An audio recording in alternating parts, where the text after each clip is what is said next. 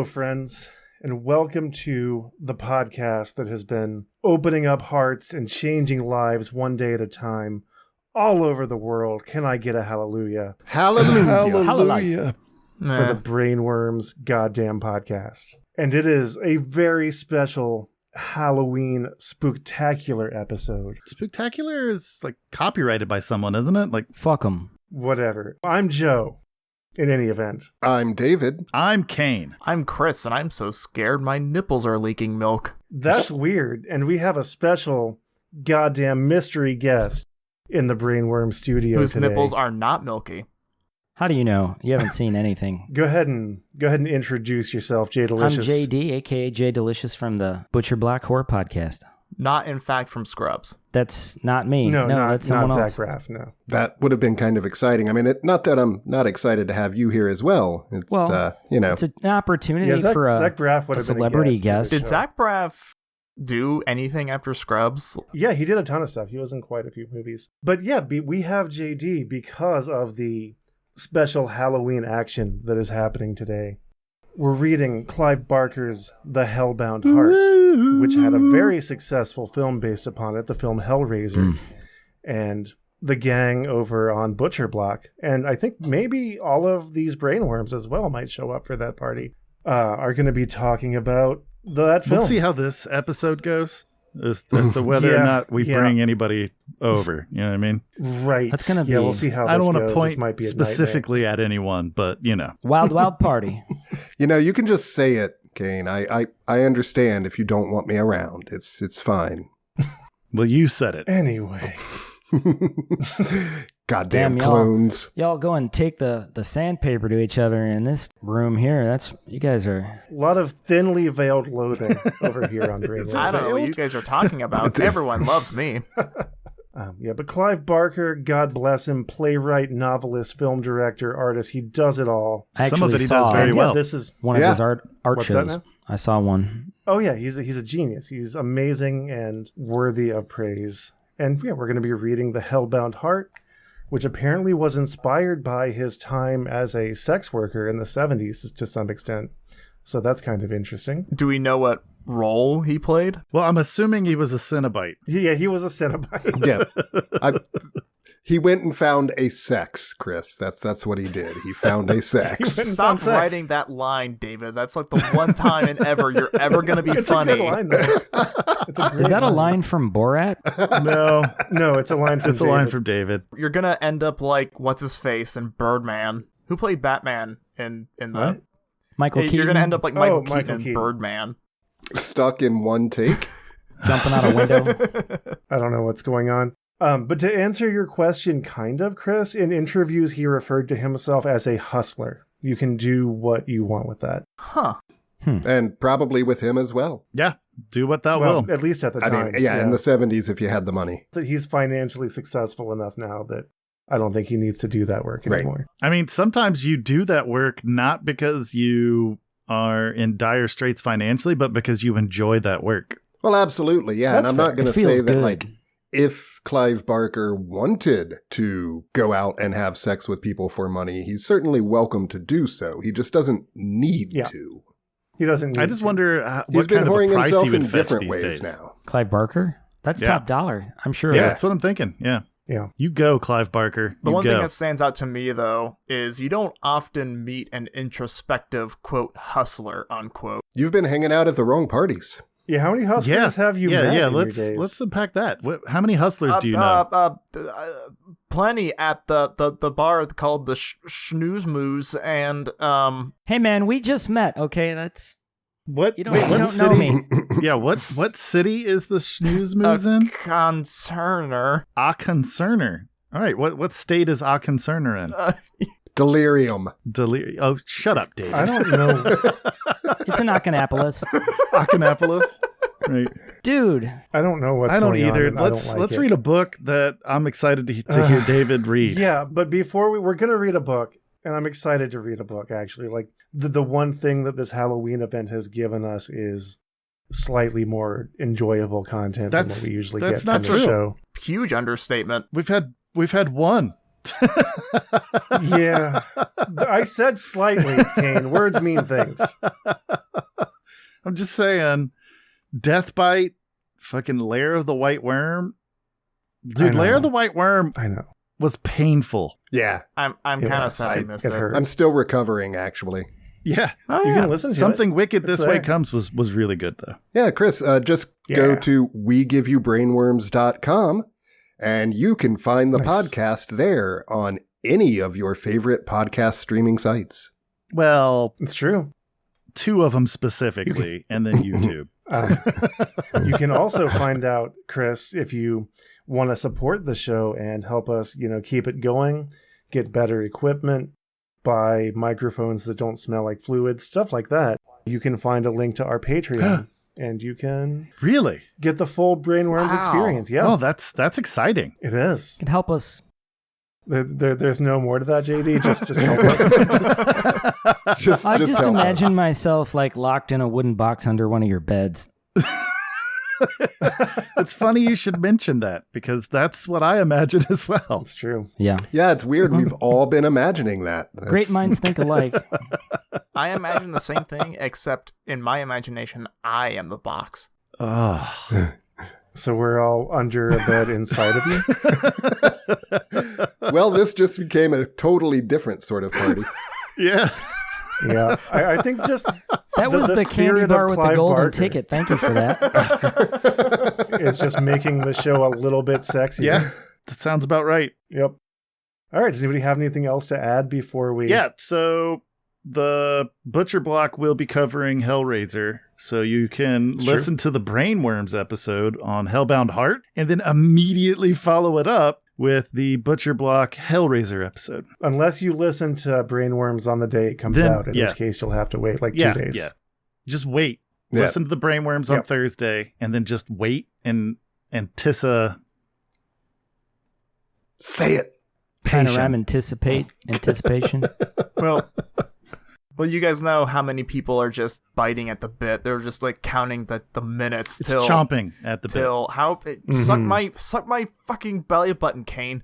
I've lost a thought. It's Really? gone. That's- It's gone. What the I don't. fuck? I have no idea where you were going with that, but I What do know you where have in I'm your going. belly know button, what's for goodness sake? What is in David? there? David, should we read the book or do we just want to do this until we fucking die? Well, I'm pretty sure that those are not mutually exclusive, Joe.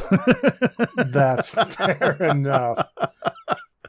David, you have a very distinct voice to me, if I just may add this, and in no way, shape, or form is this an insult, but you remind me of... The Babe? Hear me out. He reminds me of, like, Linus from the Peanuts gang as an adult. I get Fucking it. what? Linus. Now that's new to me. I've not heard that before. Interesting. It's a compliment because Linus is very cerebral and he's the most level-headed and calm. Well, I mean, I do spend every Halloween night sitting out in a pumpkin patch waiting for the great pumpkin. And so even the way you said Halloween, it sounded like the way Linus says it. Okay. The real question is David, did you get the tiny piece of fabric that I cut from your blanket? you what? Did you get the tiny piece of fabric that I cut from your blanket? You cut my blanket? I well, will cut you. I like where this is going. Hey, David. Yes, Joe. When you wait in the pumpkin patch, do you make love to the pumpkins? Only with consent. actually, you can't make love to pumpkins. Because they can't consent. Well, not just that. You can only fuck a pumpkin. All of this has made me think about a horrible hell of, like, imagine if the afterlife is you become an individual cell in God's wife, because the Bible makes allusions that the Christian populace is God's bride. So, like, you become one of the individual cells when God fucks his bride. I'm going to cut you off there. Imagine this, if you will. Imagine that you find a puzzle box, and if you solve it, it brings you creatures from hell. That would be kooky and crazy. Would anybody be interested in hearing about something like that? I think H.P. Lovecraft wrote something about that. Yeah, maybe Stephen King. I'm not sure. But yeah, David, you should tell us about that. That sounds pretty cool. Oh, Finally. right. Let's stop teasing the listeners.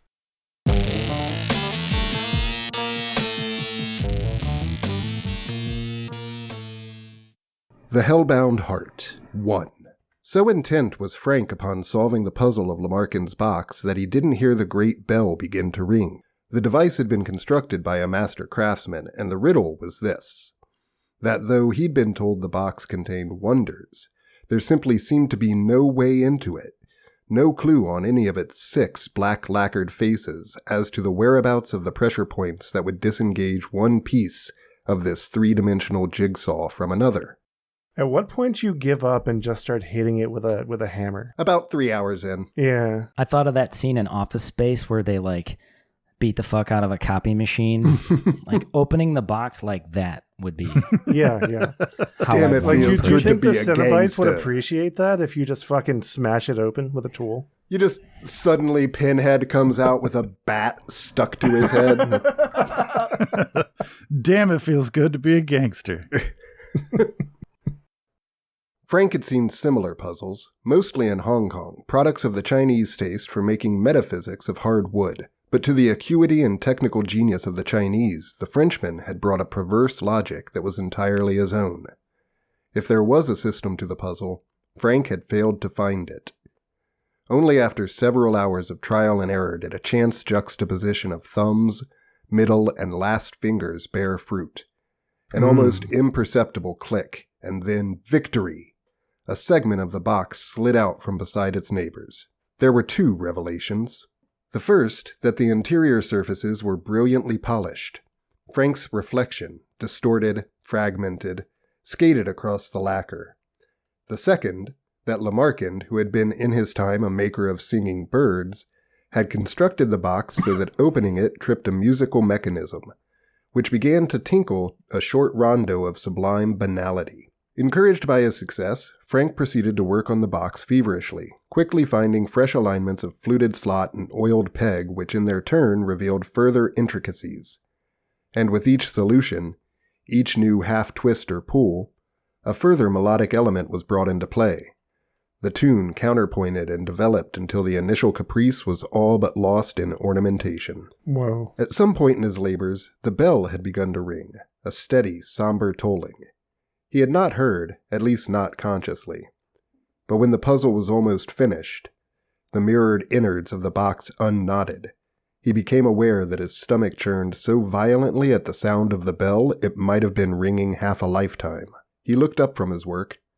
For a few moments he supposed the noise to be coming from somewhere in the street outside, but he rapidly dismissed that notion. Goddamn kids ringing bells in the street. It's a scourge, really.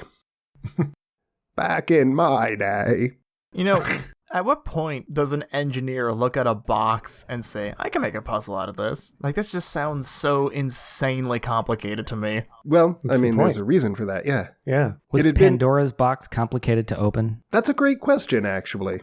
It didn't seem to be, but now I want to cross over. Yeah, the way that I always read it was imagined it was just a lid that was taken off and then everything happened. Maybe it represents some sort of moral difficulties. Oh yeah. It had been almost midnight before he'd begun to work at the bird maker's box. Several hours had gone by. Hours he would not have remembered passing but for the evidence of his watch since then. There was no church in the city.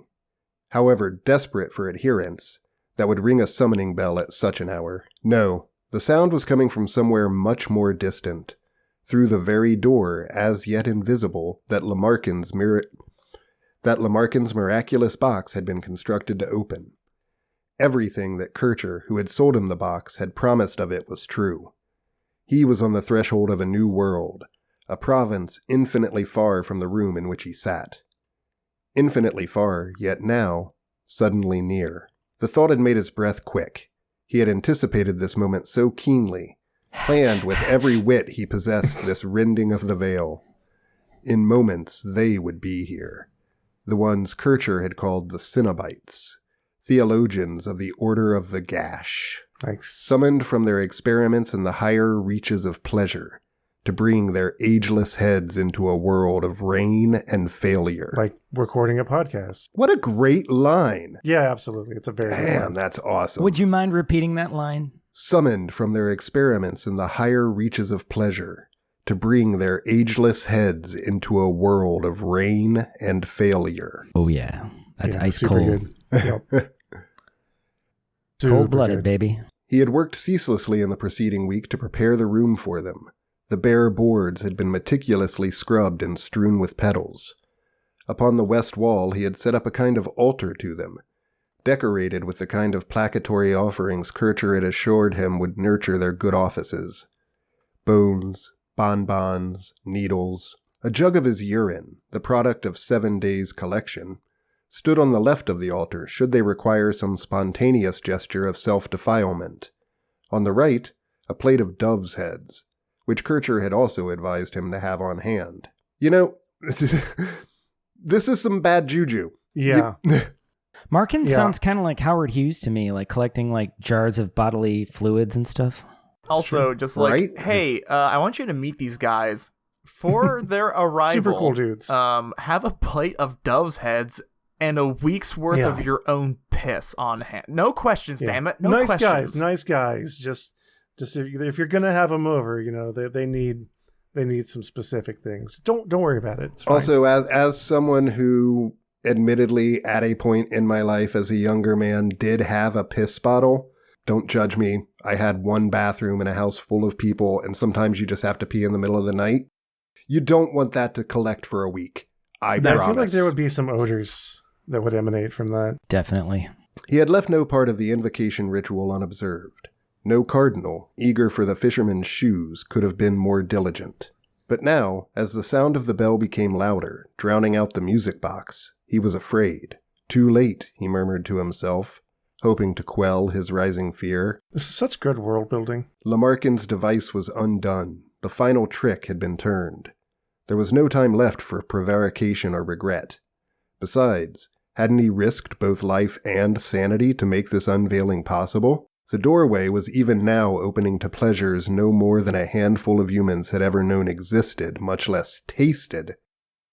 Pleasures which would redefine the parameters of sensation, which would release him from the dull round of desire, seduction, and disappointment that had dogged him from late adolescence. Wouldn't it suck to, you assemble all of these ritual items, you get all of these things placed just so and clean the room for the Cenobites' arrival, and you're like, fuck, okay, I gotta open this box, and you solve the puzzle. And then right at the last minute, you're like, I don't really want to do this anymore. I'm kind of lost interest. I kind of want to go watch some TV. But at that point, you're just committed. Yeah. And Cenobites are going to happen. Also, with that description of the round of seduction and being spurned, is this guy the first incel? Also, why can't this happen to more incels? Wait, no. What if the Frenchman or whoever was that gave him the box? Kirkland. Kirk. Yeah, what if he was trolling him and the Cenobites came out of the, to come see him and they just see the jug of piss and plate of heads and they're just what is wrong with you? What is wrong with you? Or even better, they just gave him a toy from a gift shop and we're like, all right, man, piss in this bottle and murder a bunch of helpless animals and do all these things. And then you open this box and it's going to open up a world of pleasure and pain. It's going to blow your mind. And it's just not. He just gave him a toy.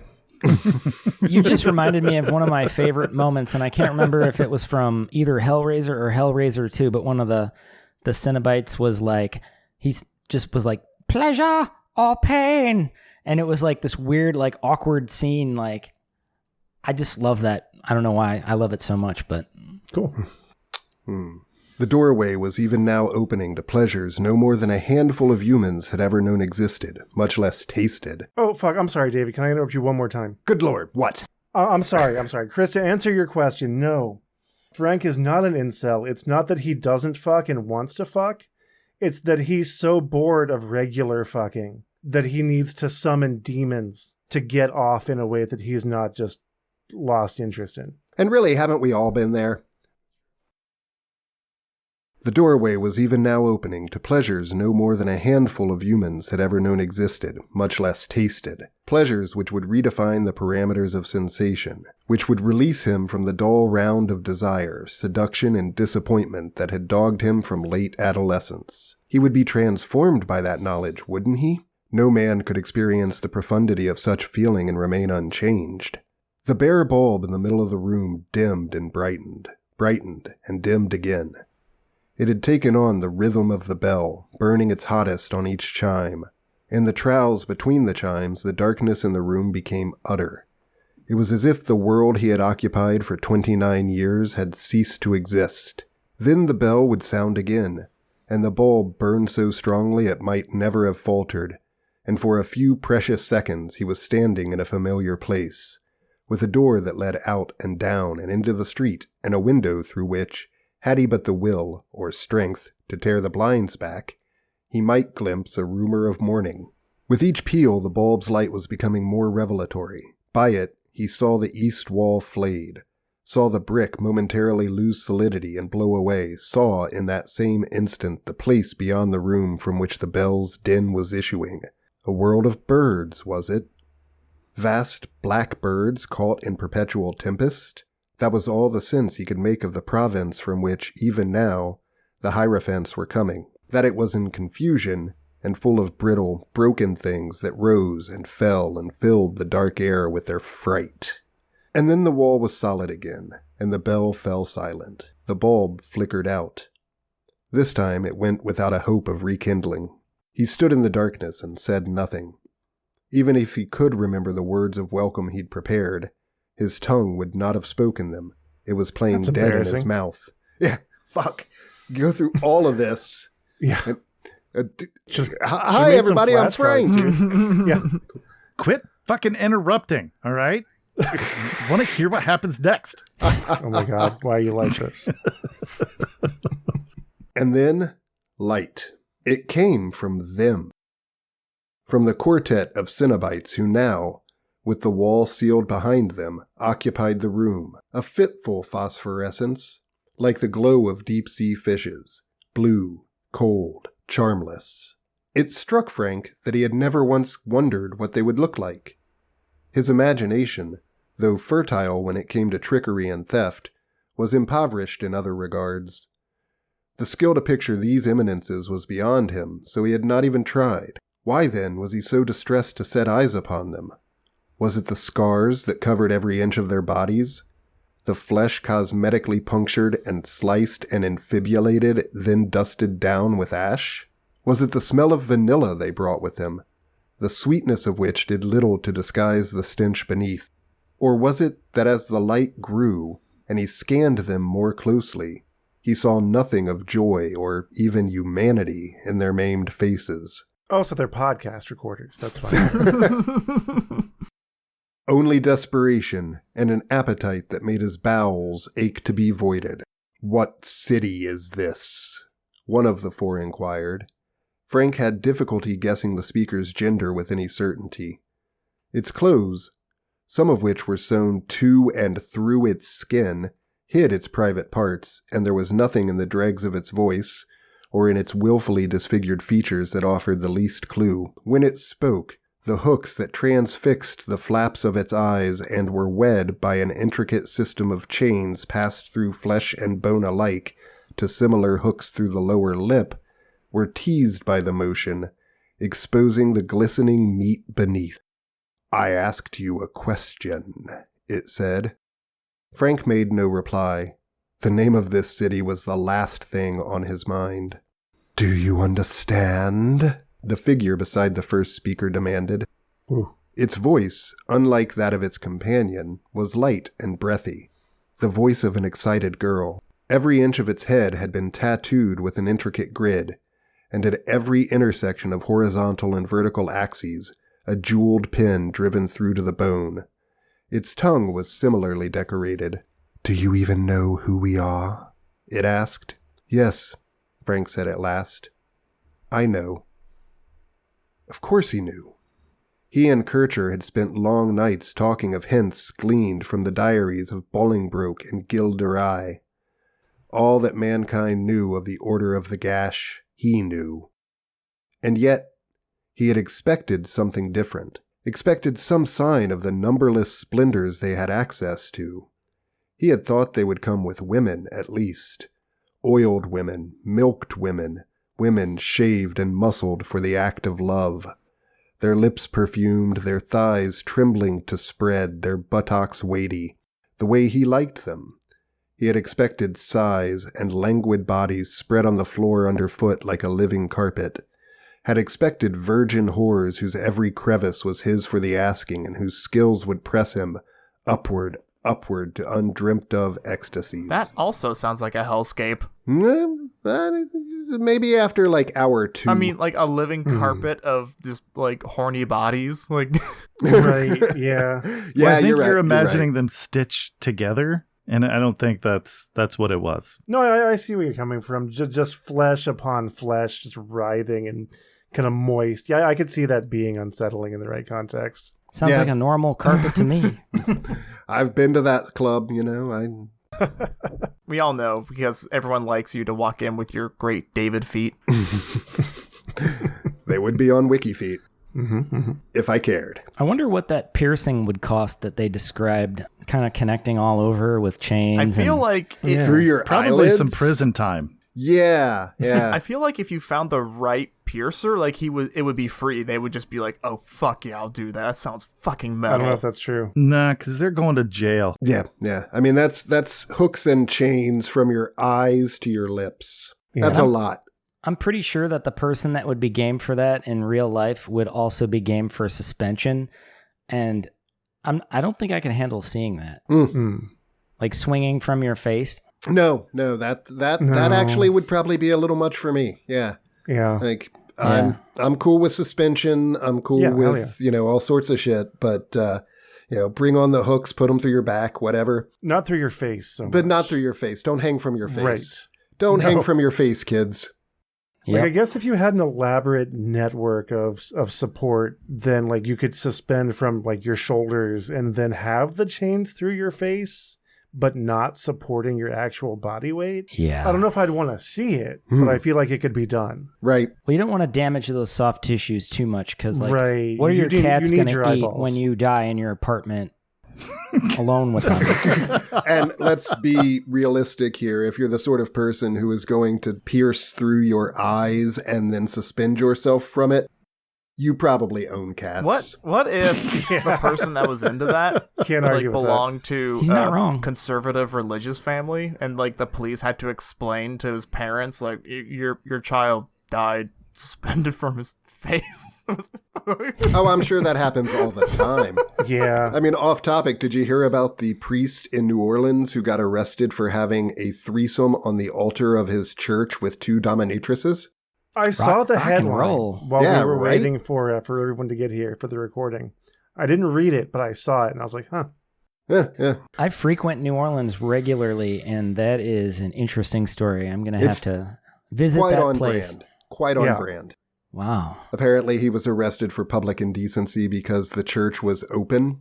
Like, the doors weren't locked, so someone walked in. That makes sense. So that must have been an element of excitement for them. Yeah. Yeah, unless maybe that was part of it. Like, oh, fuck, I might get caught doing this. That's what I'm saying. Like, that Which was is part fair of the enough. excitement. Yeah, because otherwise he could have just done it and it would have been fine. Right. No one would ever know. Yeah. And apparently they brought in like lights and had recording equipment. They were definitely filming a porno with an actual priest. That's Fuck awesome. yes. Yeah. So, Well, when, like, donations are low right now, you know what I mean? dude. So you got to do what you got to do. Do it after I want to closing go to time. that priest's sermon. I want to know what he has to say. That's actually not a sermon, it's a semen. Womp, womp, womp, Whackity, And with that, we're moving on, 'cause I don't think we can top that. Well, I was just going to mention that this now brings 1 priest arrested for indecent exposure versus 0 priests arrested for... raping children. Yeah. You're not wrong. Yeah. So It's another chalk mark on the opposite side of the Although board. we can't top that, Chris, but that priest was definitely being topped at the time. Oh. Topped off. And Kaine. I'm just going to drive this in a slightly different direction by saying that the book describes this Cenobite as having, pins in every inch of its head with jeweled, and a tongue similarly decorated. Right. So just imagine, I'm not going to do this. So you don't want to kiss that Cenobite with a open mouth type of kiss. That would No, not... I was going to talk like that. Yeah. Yeah, I would be like, hey, dude, would you just be like, say this, Sally sells seashells by the seashore. And do you even know who we are? I would be like, would you just say ship for me? Would you please say the word ship for me? Just say ship. I just want to hear you say it. Yeah, see? Guys, with that priest portraying his religion and all that, I guess that makes him a Judas priest. Hell fucking yeah. Can we move on?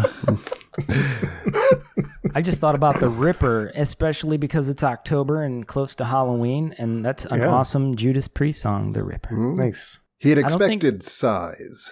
Sorry, go ahead. What were you saying? I was just wondering if Rob Halford could still hit that note. Yes. His old vocal cords, could they still get there? He absolutely can. Mm-hmm. Okay.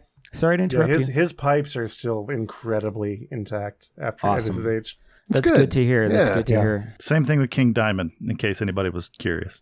That's impressive. I wasn't, but thank you. That's impressive, actually. Like, that dude had some high-end range. Let's call it that. Oh, yeah. Yeah, I saw King Diamond with Uncle Acid and the Deadbeats. Hell yeah. And when King Diamond came on, I was like, there's no way he's gonna, and then he did it, and I was like, holy shit.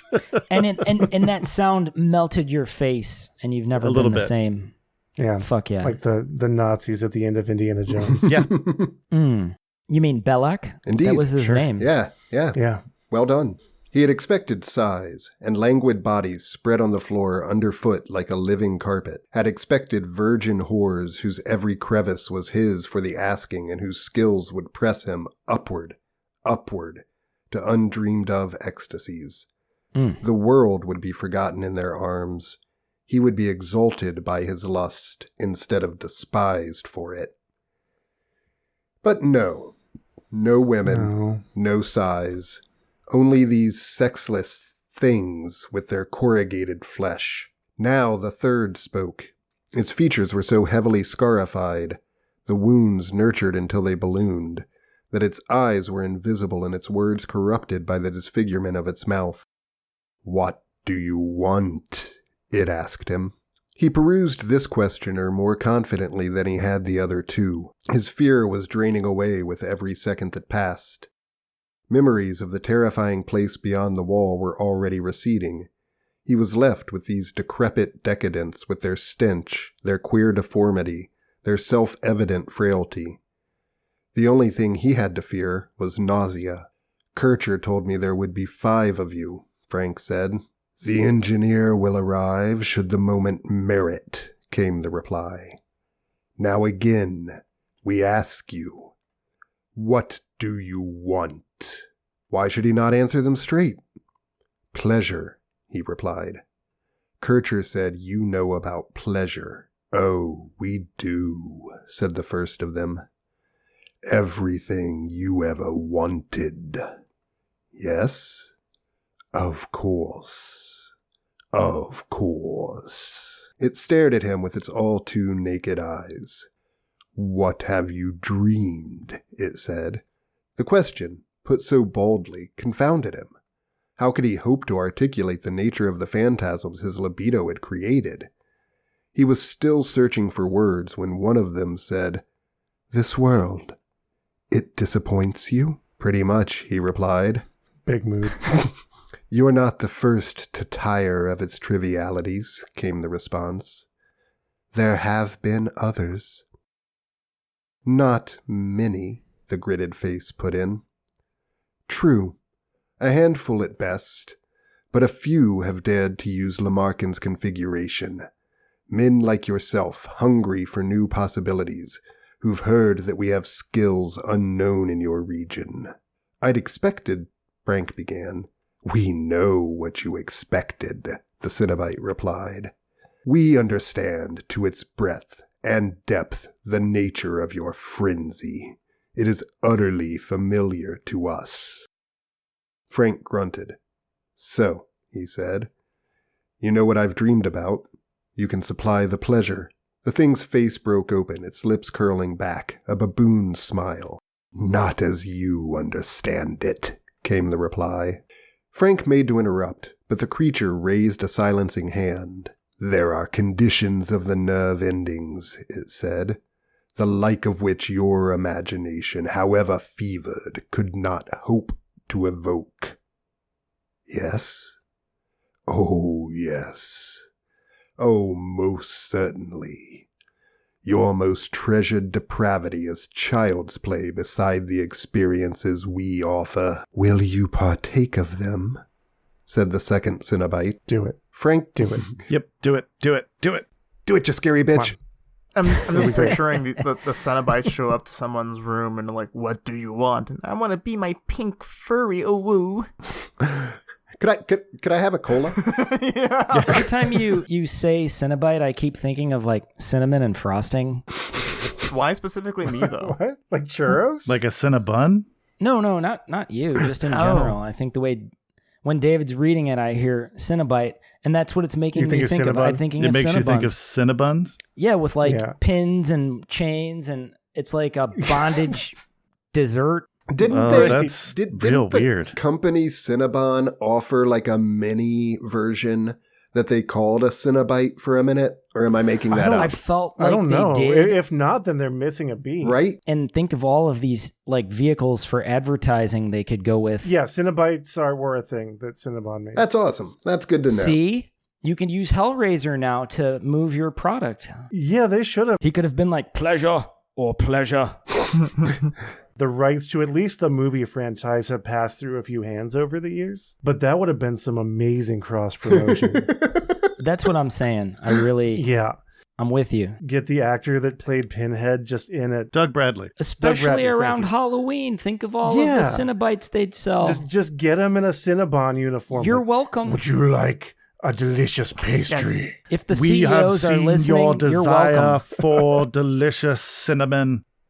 Have them that's in so- bite-sized form. You're welcome, Cinnabon. Yeah, where's you're our welcome. check? Man, fuck Cinnabon, all right? When was the last time anyone sitting in this podcast right now had a fucking Cinnabon? The last time I was at an airport. Yeah. Is Cinnabon like the item or is that a brand? It's a brand. Both. I think it's a brand And and, it's- it's and also it's an an item. item. Yeah. Yeah. I haven't had one in a long time. I but haven't either. Yeah. It's probably Yeah. an indication that it's been too long. They're in malls. It's around here. probably an indication that while delicious, it's really fucking gross. It is I gross. don't like food that makes my hands feel dirty. Right. Right. So you don't like any food. Yep, you're just not a fan of street food at If all. you can eat it with a utensil, then it's fine. What would happen if somebody put a big slice of deep dish pizza down in front of you? Pizza's okay. Pizza's okay. You'll handle it? Yeah. Are you one of those people that eats your pizza with a fork and a knife? No. No, I eat worse pizza. yet. That's what I was worried about. How I was do you worried about manage that. No. fucking tacos? Well, I think tacos is like it's Well, I mean, That's if a phenomenal question. this is a weird tangent. it's we've gone a on. dry dirty. If it has like a bread or a crust as a delivery mechanism, then I don't have to touch the part of it That's not true. that makes my hands feel A unclean. good taco is absolutely gonna pour its delicious contents out onto your hands while you're eating it. Sure. And Kaine, to be fair, we are just aligning this aspect of the conversation with the pleasure aspects of the story. Yeah, we are. It's true. I love tacos. Tacos are amazing. If Like, you don't if- actually love tacos, like I don't fucking trust you. Right? You might be a cop. Yeah, you're definitely a cop. Cops All right, don't well, like tacos. Here's all I know. I'm getting a jar of my own piss and some bird heads.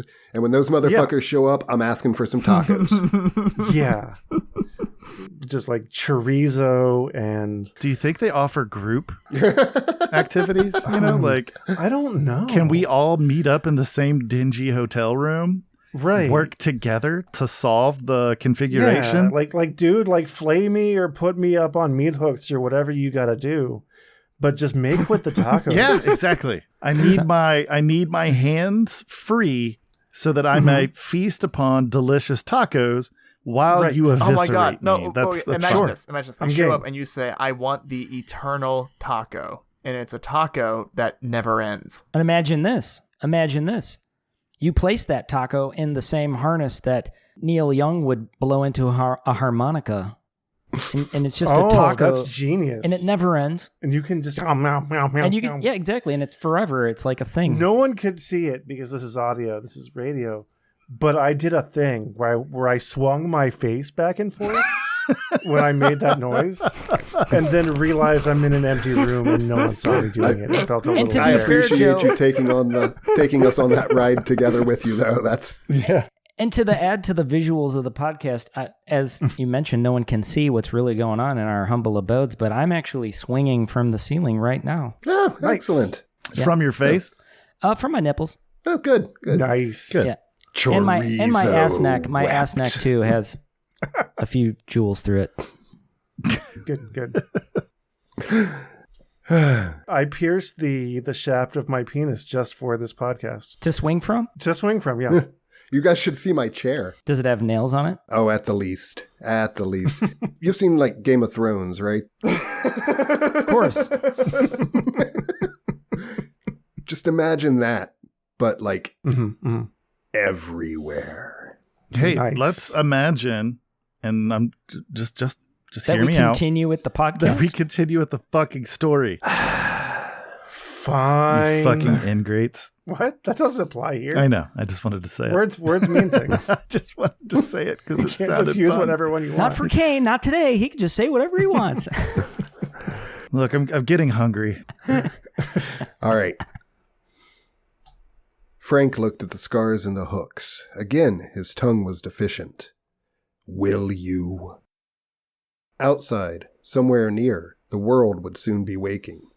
He had watched it wake from the window of this very room, day after day, stirring itself to another round of fruitless pursuits, and he'd known that there was nothing left out there to excite him.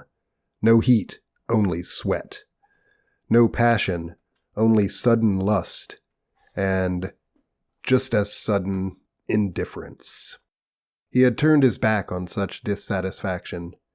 If in doing so he had to All I could think about was Cardi B stirring a pot of macaroni during that whole segment. Whap, whap, whap.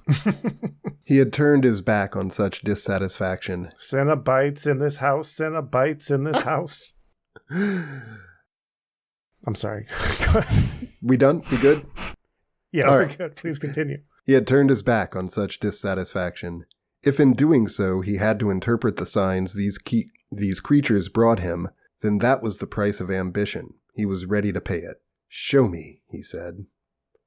There's no going back. You do understand that? Show me. They needed no further invitation to raise the curtain. He heard the door creak as it was opened, and turned to see that the world beyond the threshold had disappeared, to be replaced by the same panic-filled darkness from which the members of the Order had stepped. He looked back toward the Cenobites, seeking some explanation for this. But they'd disappeared. Their passing had not gone unrecorded, however.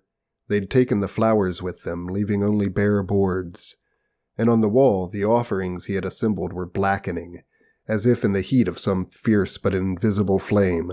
You know, you have to give the Cenobites credit. Even though you invite them in, they go well out of their way to make sure they're getting informed consent. Yeah. I mean, I appreciate Good that on. immensely. Yeah. And they're very, I guess they're not completely clear on what they're offering, but I do think by the way that they look, Yeah, like you know what they're going to do to you. And it's not, I think that's assuming a lot, though. You're assuming a lot. What if they just want to read to you? I mean, what? Oh God, what if What? the pain part is just forcing people to listen to the Brainworms podcast for eternity? Cha-ching! Conditions No, of the geez, nerve please. endings, the likes of which your imagination, however fevered, Yeah, I mean, could not that's hope very to explicit. evoke. Yeah. That Yeah. is what happens when you listen to this podcast. That's true. That's incredible. Yeah. Imagine being a maker of this podcast. No. Suddenly I sound like a genius. But no, I honestly, like, this is framed as like a Faustian kind of thing. But they're making sure that you understand what you're getting into. And good on them for that. Yeah, I mean, there's not a whole lot of, like, between the depravity of what you have to do to summon them, the physical appearance of them, the smell of them, and them outright saying, hey, we're going to do some shit to you that you cannot experience any other way. Right. And you forgot to complete a puzzle first. Right. Also complete a puzzle that takes a whole lot of working. And beyond that, I forget who, someone mentioned that like they're kind of vague about it. I think they're explaining it as best they can understand human perception. Right. Could be. Yeah. You know, that makes sense. Also, sure, they're being a little vague, but only a little. Yeah. Well, they don't identify with our perception. Right. So, I mean, to them, this may not be. So, what are they? Well, I mean, they're members of the Order of the Gash. That couldn't be more vague Devils to me. to some, angels to others. They're explorers in the nether realms of experience. Yeah. So it just takes more imagination than I have to glue that together. So there is a follow-up to this book, which I think is called The Scarlet Order, maybe. I don't recall. It came out just a few years back, within the last 5 or 6 years. It was good. It was good. I'm going to have to pick that up and peruse it. It's interesting. Scarlet Gospels. The Scarlet Gospels, yes. It's interesting in that it is specifically a sequel to Hellraiser the film, not so much the Hellbound Heart, because the Cenobite Pinhead from the movie does not appear in this book, spoiler alert. The closest you get is the female Cenobite who has the pins in her head and tongue. But the character in Scarlet Gospels is very much Pinhead, which is kind of odd, but it does go a little more in depth into where the Cenobites come from, what they are, and what they're all about. So, you know, if you're interested in that, actually, that's a pretty good thing to check out. It's a good book, too. Excellent. He smelled the bitterness of their consumption. It pricked his nostrils so acutely he was certain they would bleed.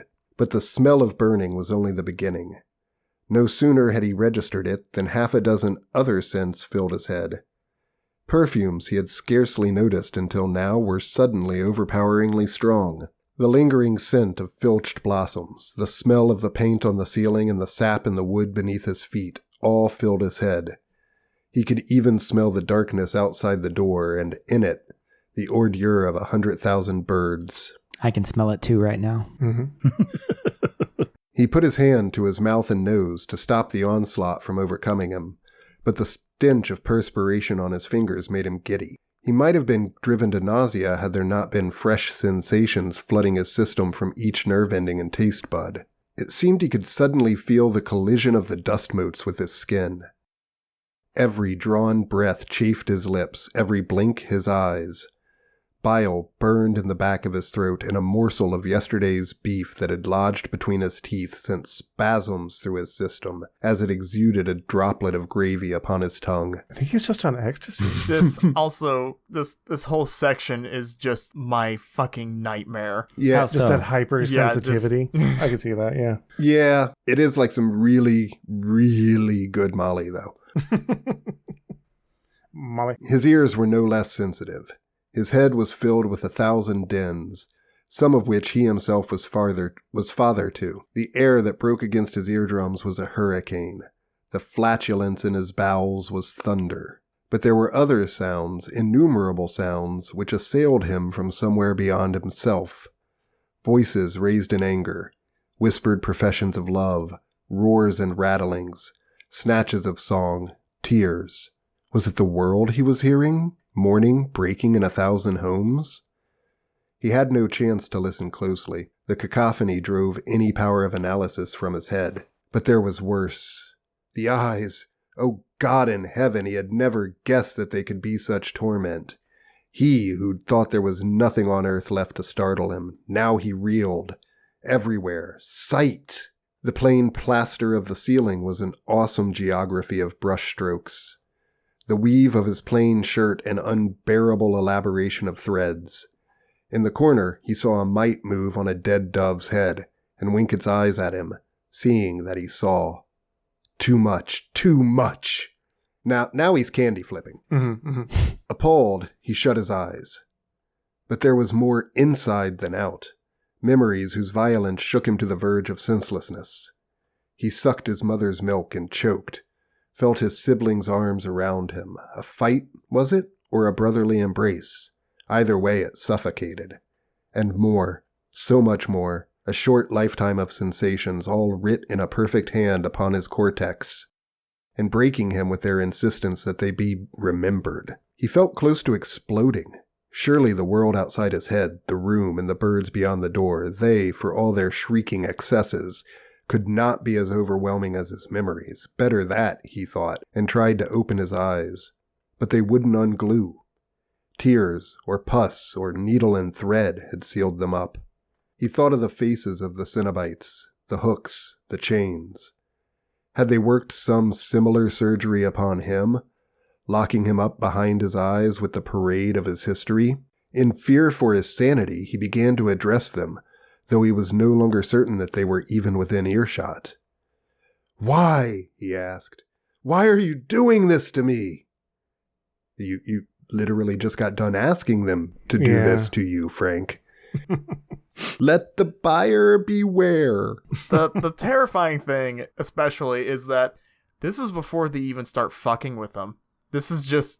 No, this is definitely them fucking. This is before they start putting, like, chains and shit into him. Like, this is just a preamble. I mean, this all sounds pretty intense and awful. Yeah, it sounds pretty amble. Opening up his senses to as much information as they can process. Maybe even more. Yeah. Oh, yeah, assuredly more than he can process. He's already, completely going insane and overwhelmed. Yeah, he's trying to tap out, and they're like, no, we told you, once this begins... You're committed. Yeah, this just continues. It's like eating acid. The echo of his words roared in his ears, but he scarcely attended to it. More sense impressions were swimming up from the past to torment him. Childhood still lingered on his tongue, milk and frustration, but there were adult feelings joining it now. He was grown. He was mustached and mighty, hands heavy, gut large. Just like me. Youthful pleasures had possessed the appeal of newness, but as the years had crept on and mild sensation lost its potency, stronger and stronger experiences had been called for, and here they came again, more pungent for being laid in the darkness at the back of his head. He felt untold tastes upon his tongue, bitter, sweet, sour, salty, smelled spice and shit and his mother's hair, saw cities and skies, saw speed, saw deeps, broke bread with men now dead, and was scalded by the heat of their spittle on his cheek. God, they're turning him into a fourth-dimensional being. Yeah, it's kind of like he's just experiencing everything that he's ever experienced in his life all in one rush, which is, that's a lot, guys, that's a lot. He's existing in all realities simultaneously. He's in every timeline. Right. And of course, there were the women. Always, amid the flurry and confusion, memories of women appeared, assaulting him with their scents, their textures, their tastes. The proximity of this harem aroused him, despite circumstances. He opened his trousers and caressed his cock, more eager to have the seed spilled and so be freed of these creatures than for the pleasure of it. He was dimly aware, as he worked his inches, that he must make a pitiful sight, a blind man in an empty room, aroused for a dream's sake. But the racking, joyless orgasm failed to even slow the relentless display. His knees buckled and his body collapsed to the boards where his spunk had fallen. There was a spasm of pain as he hit the floor, but the response was washed away before another wave of memories. He rolled onto his back and screamed and begged for an end to it, but the sensations only rose higher still, whipped to fresh heights with every prayer for cessation he offered up.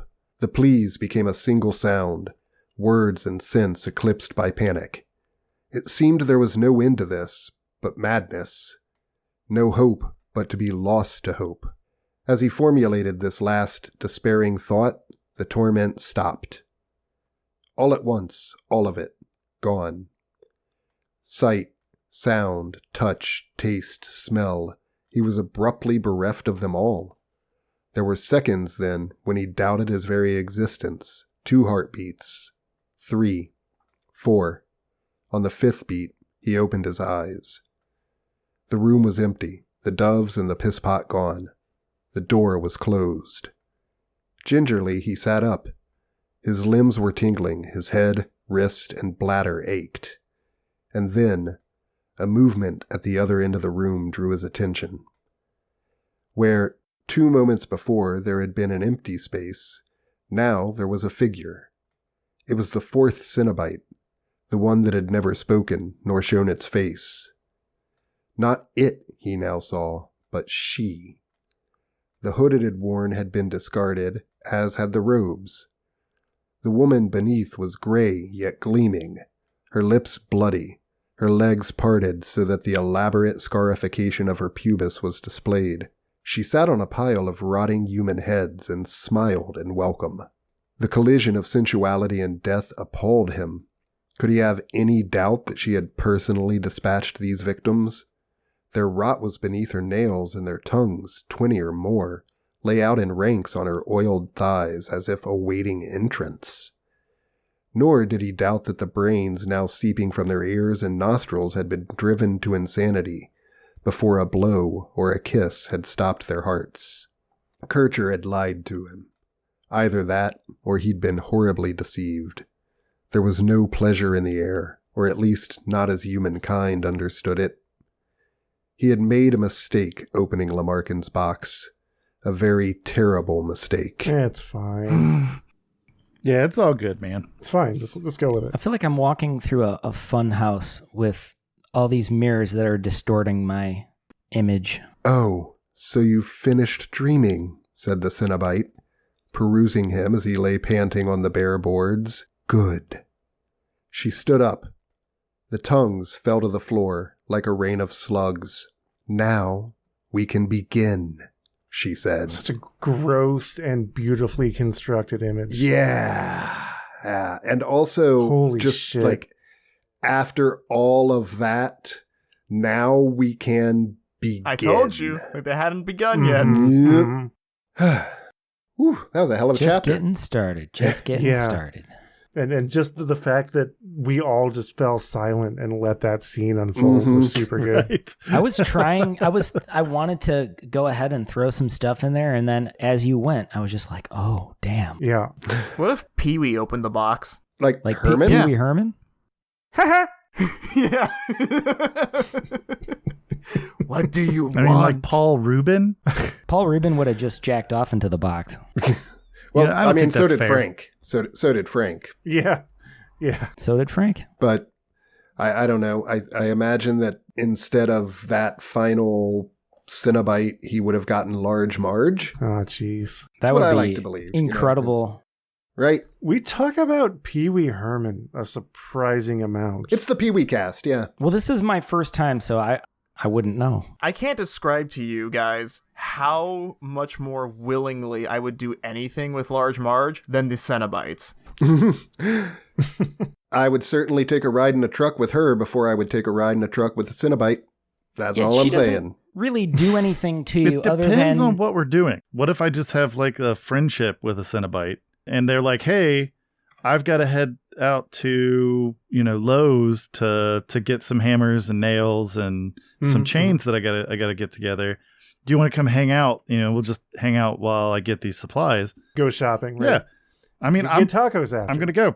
the Cenobites physically do something to you, though, whereas Large Marge, all she does is request that you tell people that she sent you. Yeah, that's true. Right, but what I'm saying, though, is that if I opened the box, then I would be really upset. Sure. But if I didn't, if I just knew the Cenobite, and the Cenobite's like, hey, Kaine, yeah, I know I look, it's a whole new thing, I but look menacing, but yeah, like I'm still the me. I just, I'm not me. Yeah. So like one day you wake up and I give you a call and I'm like, hey, so some funny stuff happened.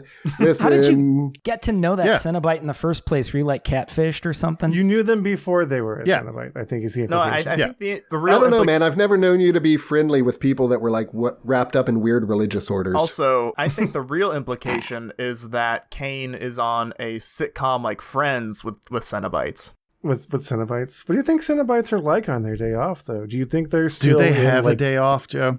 It's like Alice Cooper You know, you don't expect to see it, but there he is out there just with his fucking golf clubs. Mm-hmm. I think they go like shooting crossbows with like Ted Nugent and Bo Jackson. I don't think that's what?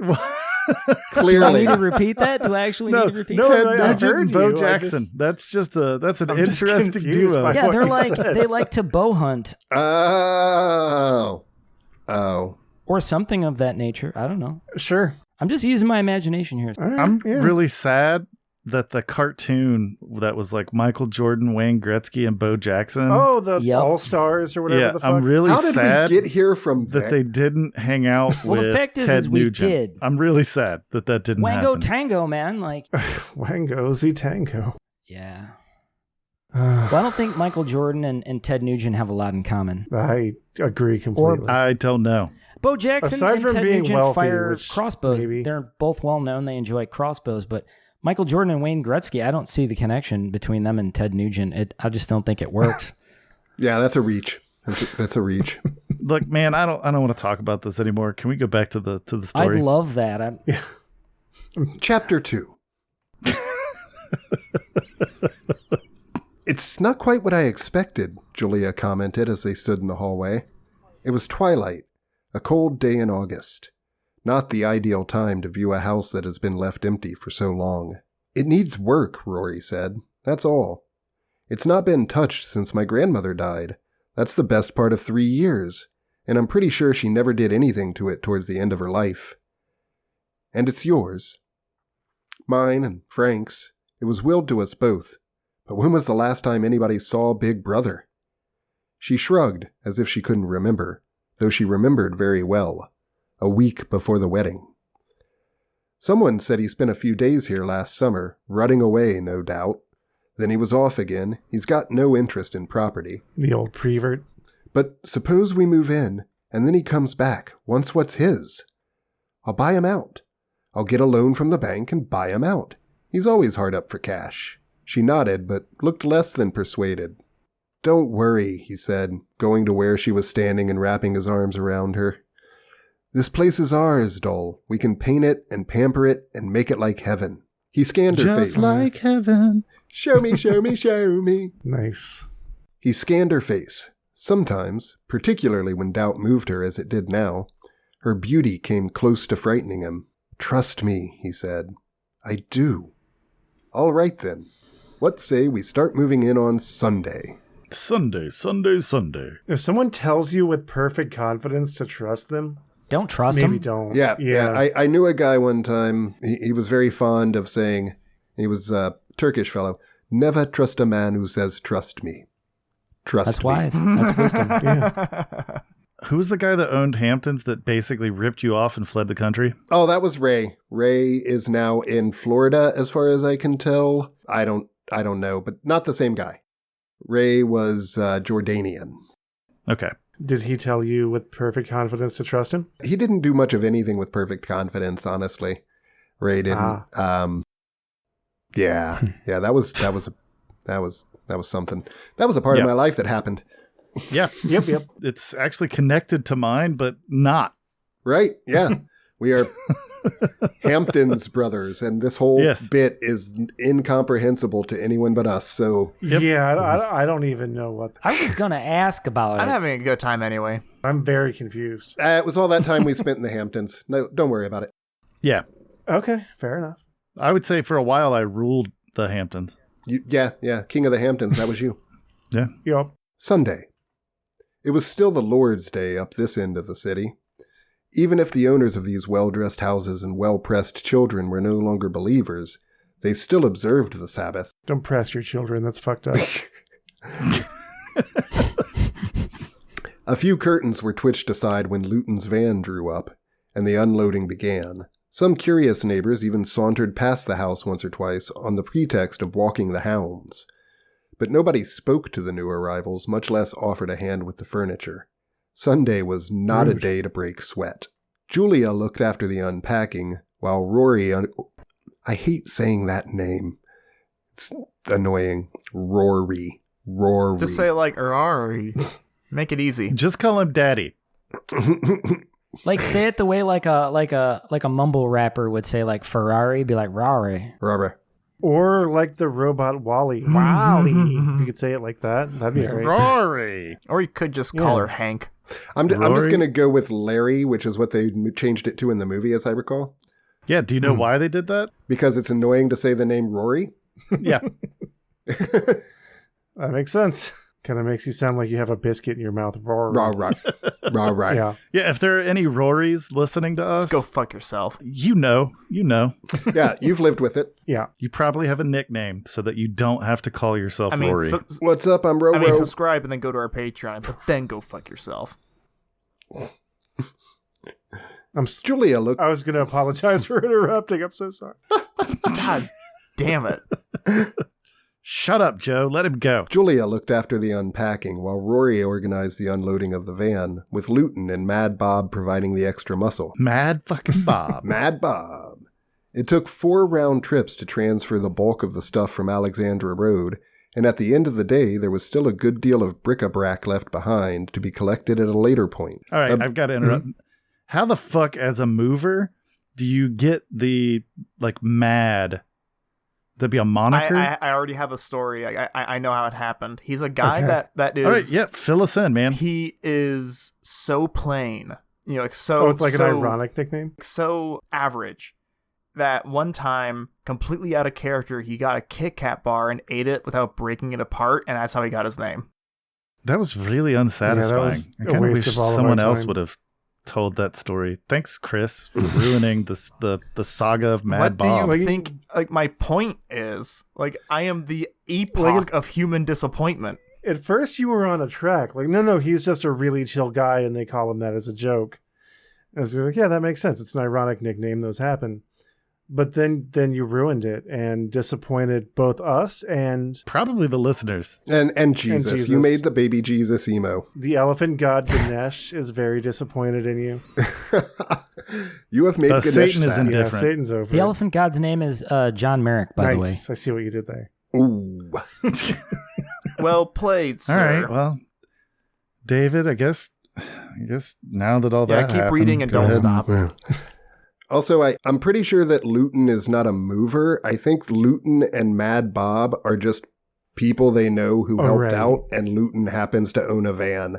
Could be wrong. No, that makes sense. That's what I'm going with here. Yeah. Because I wouldn't hire a mover named Mad Bob. I don't care if it is an ironic nickname based on a bad Kit Kat incident. It's not based on a Kit Kat incident, all right? Imagine Mad Bob, though, moving, expensive vases. I don't know. I mean, I don't have any in my apartment, but just I'm thinking of him releasing that in my mind, allowing this person named Mad Bob to, handle any precious wares of mine. Your delicate I feel like they'd be subject to shatter. And that would displease me. Yeah. I would Mad not. Bob, why don't you take the pillows? I'll handle these family heirlooms, Mad Bob. You go ahead and grab the dresser. What if the movers had... getting a tattoo from Shaky Pete? Now hold still, because I can't. Oh. Yeah. Not going to get a tattoo from Shaky Pete, and Mad Bob is not moving my dishware. Kaine, once again, I'm glad you cut off my joke because yours was wildly more funny and well put together than mine. You should keep that in mind for the future, Chris. Yeah, you should just try making better jokes, and then we won't have to cut you off. Honestly, my phone is on silent mode, but we could set up a situation where you have a code word that tells me I need to look at my phone, and then you text me the thing you think is funny, and then I'll just put a Y or an N, and then we just keep going. Can we actually call that a safe word instead of a code word? Which is very appropriate in the context of the Hellbound Heart. That's where I'm going with that. Yeah, we're reading a thing. We were. I was trying to do a segue. Yeah, segue your ass. What? Pickle your ass. I'm just gonna say that I'm annoyed with Clive Barker for having a character named Rory. Sure. And a character named Kirsty. What? In the same book. It's true. It's complicated for the tongue. What is this, lingual terrorism? That couldn't be Christy. Barker? No, couldn't be Christy. Fuck you. Not Christy. Kirsty. Yeah. Kirsty, daughter of Rory. A niece of It's Frank. a family tradition Frank. of just terrible names. They seem, and I'm not a cultural know-abouter, but they seem like very Irish names. Oh. They do seem fairly Irish. Yeah. David, would you do us a favor and say them with an Irish accent every time they pop up? Nope. Would you do it once? No. Maybe. At some point, you'll just have to listen and see if it happens. Dun, dun, dun. Dun, dun, dun. Well, this is the perfect time for this to continue then, Yeah. the reading part. Yeah. About 2 p.m, Kirsty turned up on the doorstep. Came to see if I could give you a hand, she said, with a tone of vague apology in her voice. Well, you'd better come in, Julia said. She went back into the front room, which was a battlefield in which only chaos was winning, and quietly cursed Rory. Love is a battlefield. Inviting the lost soul round to offer her services was his doing, no doubt of it. She would be more a hindrance than a help. Her dreamy, perpetually defeated manner set Julia's teeth on edge. What can I do? Kirsty asked. Rory said, Yes, said Julia. I'm sure he did. Where is he? Rory, I mean. Gone back for another van load to add to the misery. Oh. Julia softened her expression. You know, it's very sweet of you, she said, to come round like this. But I don't think there's much you can do just at the moment. Is anyone else sensing some hostility between these two characters? A touch. Yeah, a little. It's subtle, but I think it's there, yeah. Kirsty flushed slightly. Dreamy she was, but not stupid. I see, she said. Are you sure?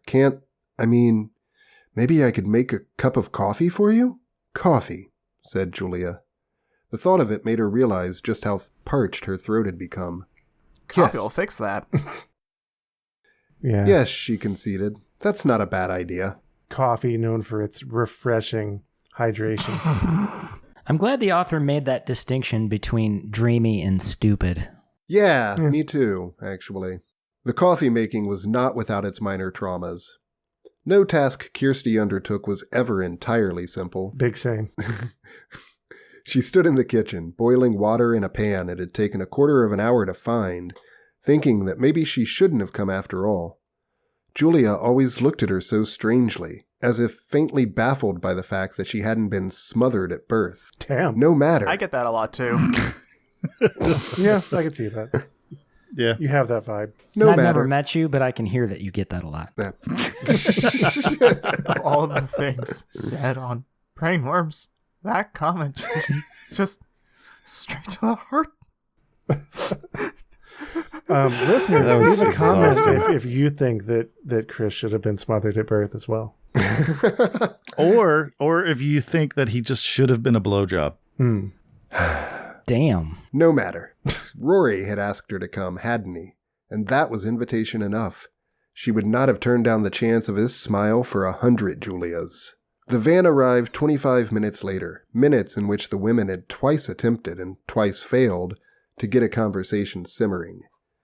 They had little in common. Julia, the sweet, the beautiful, the winner of glances and kisses, and Kirsty, the girl with the pale handshake, whose eyes were only ever as bright as Julia's before or after tears. She had long ago decided that life was unfair, but why, when she'd accepted that bitter truth, did circumstance insist on rubbing her face in it?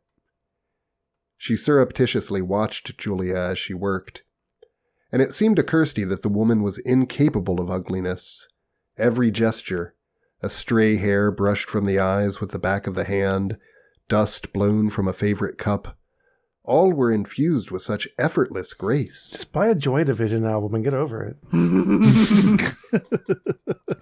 Seeing Radio. she understood Rory's dog-like adulation, and understanding it, despaired afresh. He came in at last, squinting and sweaty. The afternoon sun was fierce. He grinned at her, parading the ragged line of his front teeth that she had first found so irresistible. I'm glad you could come, he said. Happy to help, she replied, but he had already looked away, at Julia. How's it going? I'm losing my mind, she told him. Well, now you can rest from your labors, he said. We brought the bed this trip. He gave her a conspiratorial wink, but she didn't respond. Can I help with unloading? Kirsty offered. Luton and MB are doing it. came Rory's reply. Oh. But I'd give an arm and a leg for a cup of tea. We haven't found the tea, Julia told him. Oh, maybe a coffee then? Right, said Kirsty. And for the other two? They'd kill for a cup. Kirsty went back to the kitchen, filled the small pan to near brimming, and set it back on the stove. In fact, they literally have. From the hallway, she heard Rory supervising the next unloading. It was the bed, the bridal bed. Though she tried very hard to keep the thought of his embracing Julia out of her mind, she could not. As she stared into the water, and it simmered and steamed and finally boiled, the same painful images of their pleasure came back and back. Yeah, so definitely Kirsty, not Rory's daughter. No, not in this version, I don't believe. No. While the trios were away, gathering the fourth and final load of the day, Julia lost her temper with the unpacking. It was a disaster, she said. I get everything. That. I hate moving so much. Holy shit. Yep.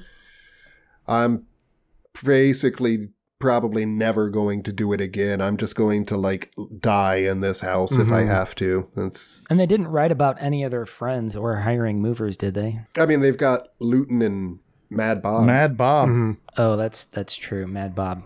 But Mad Bob and Bob's Luton. just going to carry the couch, right? He's not going to handle any of the precious stuff, right? Yeah, nothing specifically, valuable. You can't trust Mad Bob with that. Luton and Mad Bob sound like an awesome rap group from the mid-90s. Or, weirdly enough, that's true, but also they sound like an awesome, folk punk band from right now. Definitely, yeah. They also sound like they could be a pair of characters from the Teenage Mutant Ninja Turtles. They also sound like they're in a really interesting book. Yeah. True. You don't get to do segues. True. While the trios were away, gathering the fourth and final load of the day, Julia lost her temper with the unpacking. It was a disaster, she said. Everything had been parceled up and put into the tea chests in the wrong order. She was having to disinter perfectly useless items to get access to the bare necessities.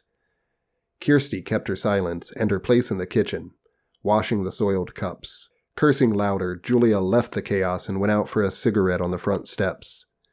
She leaned against the open door and breathed the pollen-gilded air. Already, though it was only the 21st of August, oh, my eyes. The afternoon was tinged with a smoky scent that heralded autumn. She had lost track of... Come again? No? Okay. That was awkward. Yeah. She had lost track of how fast the day had gone, for as she stood there, a bell began to ring for evensong, the run of chimes rising and falling in lazy waves. The sound was reassuring. It made her think of her childhood, though not, that she could remember, of any particular day or place, simply of being young, of mystery. It was 4 years since she'd last stepped into a church, the day of her marriage to Rory, in fact. The thought of that day, or rather of the promise it had failed to fulfill, soured the moment. She left the step, the chimes in full flight, and turned back into the house. After the touch of the sun on her upturned face, the interior seemed gloomy. Yeah, glad that happened. Me too. Because it's like a pun. It has two meanings. Yeah. It means she turns into a house. Yeah, we all got it. This has been episode 5 million in explaining. Yup. That's the joke.jpg. After the touch of the sun on her upturned face, the interior seemed gloomy. Suddenly she tired to the point of tears. They would have to assemble the bed before they could put their heads down to sleep tonight, and they had yet to decide which room they would use as the master bedroom. She would do that now, she elected, and so avoid having to return to the front room and to ever-mournful Kirsty. The bell was still pealing when she opened the door of the front room on the second floor. It was the largest of the 3 upper rooms, a natural choice, but the sun had not got in today or any other day this summer, because the blinds were drawn across the window. The room was consequently chillier than anywhere else in the house, the air stagnant. She crossed the stained floorboards to the window, intending to remove the blind. At the sill, a strange thing.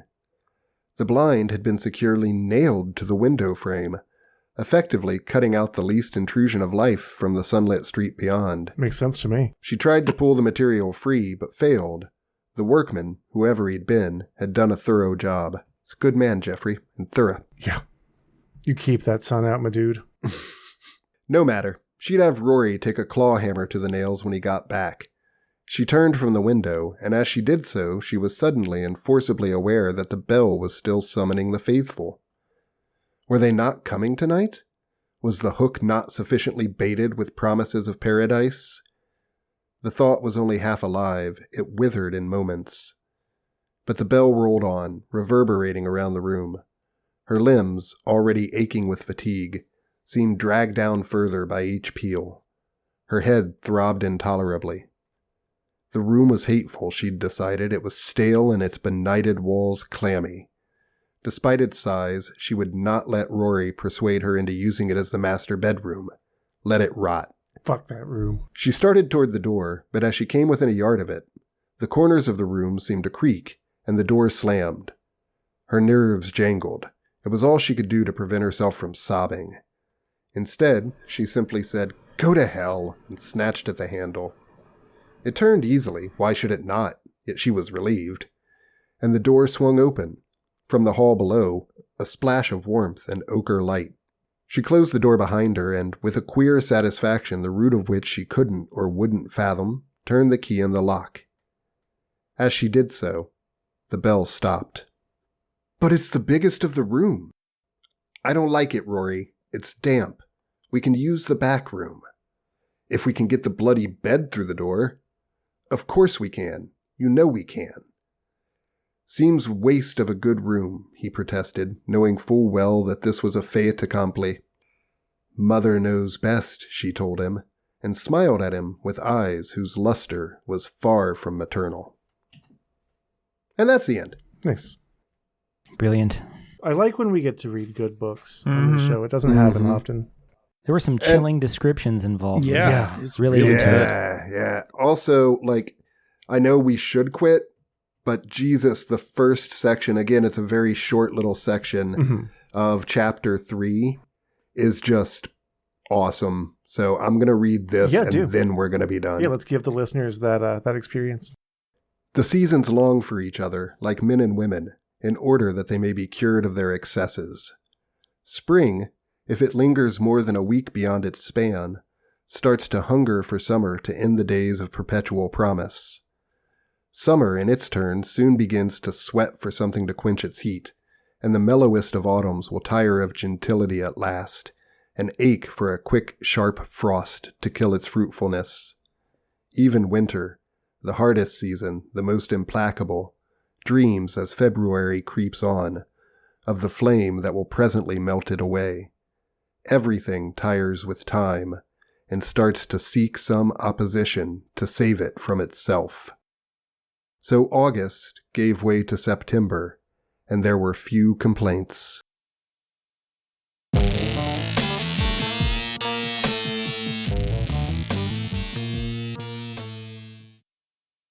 Nice. Is that it? Yeah, that's That's it. beautiful. Yeah, that was super good. I couldn't not read that. I understand, definitely. This coming winter has real potential of being implacable. Yeah. It does. It does. Because in it got fact. chilly real early this year.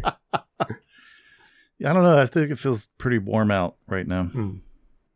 So yeah, what did we think about the Hellbound Heart? Any thoughts? It's fucking awesome. It's so good. It's such a good book. Yeah, it is. It's excellent. I have read this before. This again falls into Same. the rare category of things that I have read. I haven't read it since probably, like 2004. Right. I think was maybe the last time that I read it. First time would have been probably around like 99 because I'm old. But yeah, 2004 was a year after I graduated high school. Wow. Shut up, Joe. I'm old. But no, it's a really, like, just the description in the Hellbound Heart. The descriptions never seem superfluous. They never seem unnecessary. It's like everything is exactly how it's supposed to be, except for the name Rory. Except for Rory, yeah. And those descriptions are flowery. flowers. and gruesome. Mm-hmm. And that, I was just impressed by how like beautiful and grotesque they were together. Barker has a gift for that. He does. Though. Like I read a lot of Clive Barker when I was younger. Mm-hmm. I will admit I'm not as big of a fan of his now. I still like his earlier work, but his more recent stuff just doesn't grab me in the same way.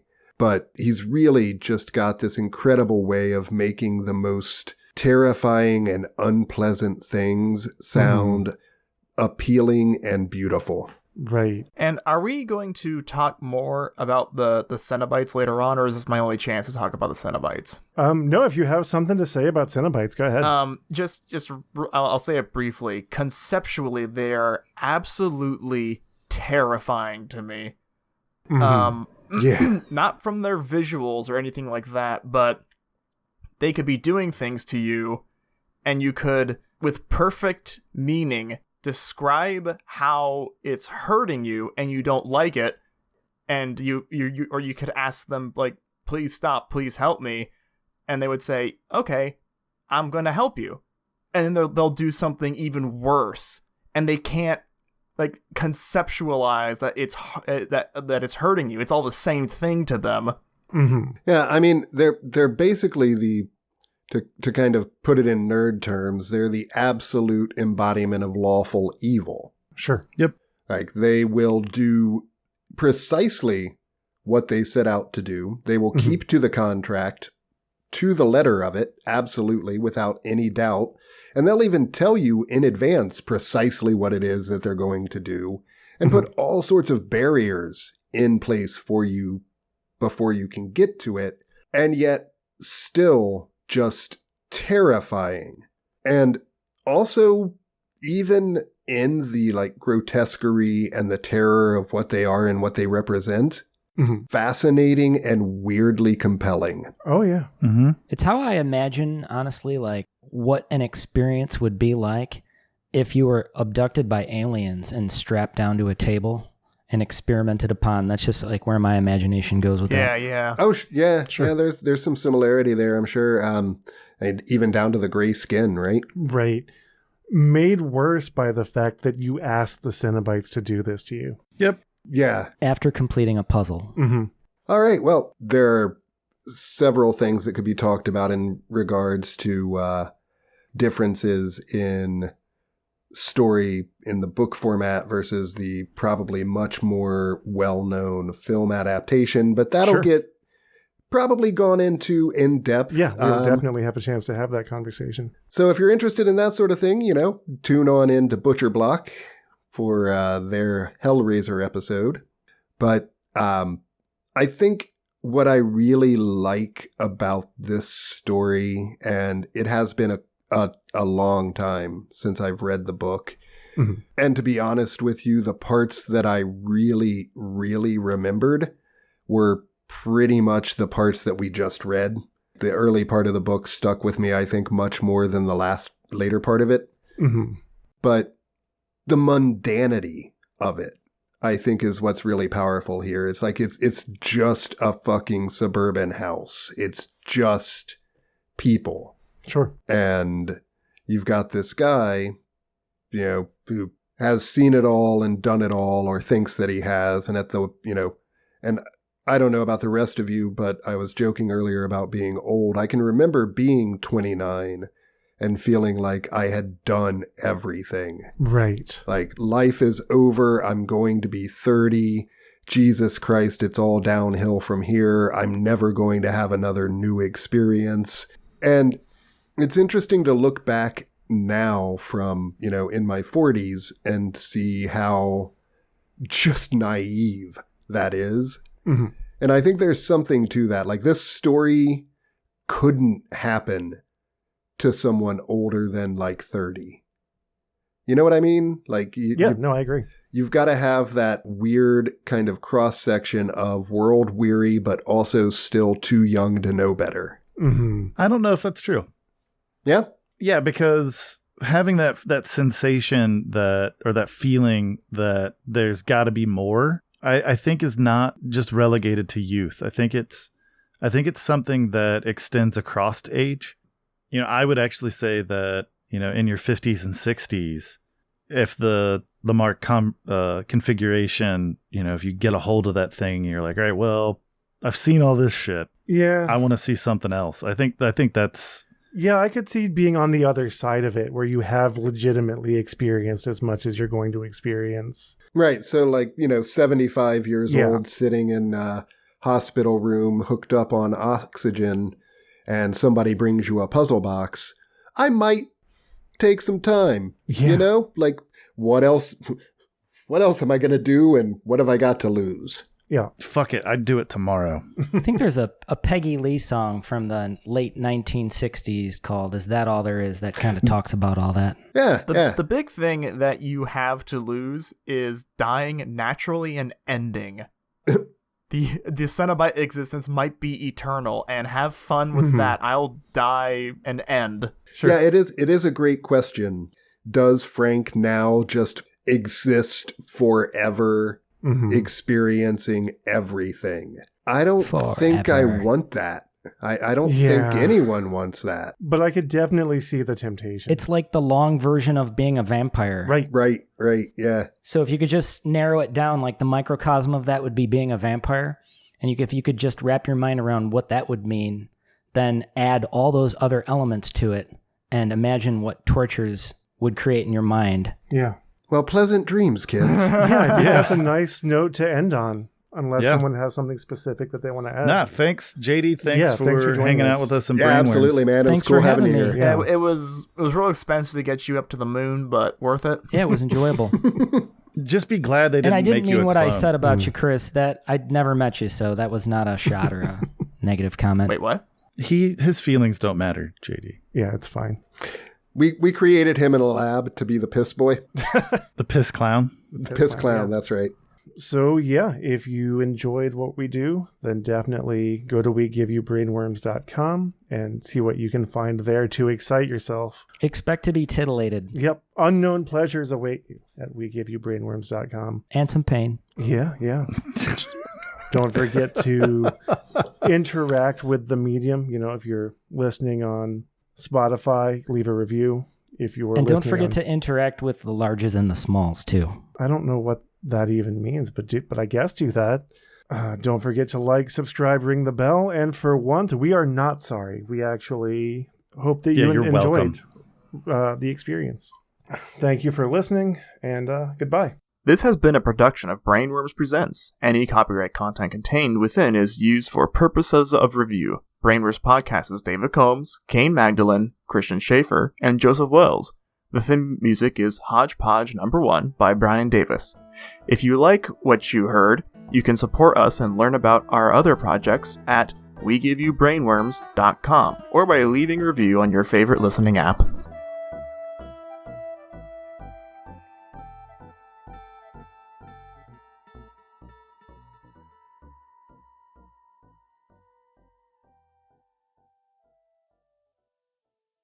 Chorizo wept.